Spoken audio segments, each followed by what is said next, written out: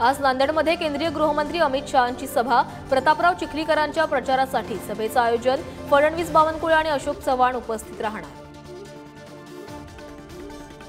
नाशिकमधून छगन भुजबळांना कमळाच्या चिन्हावर लढण्याचा प्रस्ताव आल्याची चर्चा, भुजबळ समर्थक मात्र राष्ट्रवादीच्या चिन्हासाठी आग्रही, प्रस्तावाच्या चर्चांवर अजितदादांचं मौन।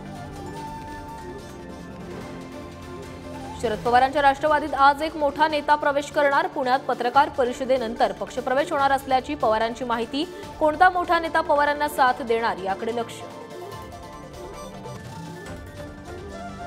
मुख्यमंत्री आणि दोन्ही उपमुख्यमंत्री आज पुरंदरच्या पालखी तळावर येणार, विजय शिवतारेंकडून नागरिक संवादाचं आयोजन, माघार घेताना शिवतारेंना दिलेलं आश्वासन आज पुरंदरकरांना सांगितलं जाणार। मुख्यमंत्री आणि किरण सामंतांची आज भेट होण्याची शक्यता कमी, मुख्यमंत्र्यांच्या नियोजित सासवड दौऱ्यामुळे भेट अनिश्चित, रत्नागिरी सिंधुदुर्गवरून शिंदेंची शिवसेना आणि भाजपात रस्सीखेच सुरू। आज पुण्यात महायुतीचा मेळावा, मुरलीधर मोहोळ यांच्या प्रचारासाठी मुख्यमंत्री एकनाथ शिंदे मैदानात, महायुतीच्या कार्यकर्त्यांना करणार मार्गदर्शन। आज महात्मा ज्योतिराव फुलेंची जयंती, पुण्याच्या फुलेवाड्यात अजित पवार आणि चंद्रकांत पाटलांकडून अभिवादन।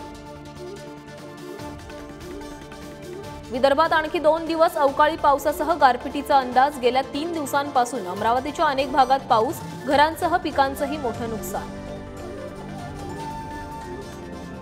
देशभरात आज रमजान ईदचा उत्साह, मुस्लिम बांधवांकडून सामूहिक नमाज पठण, पंतप्रधान मोदींकडूनही मुस्लिम बांधवांना रमजान ईदच्या शुभेच्छा।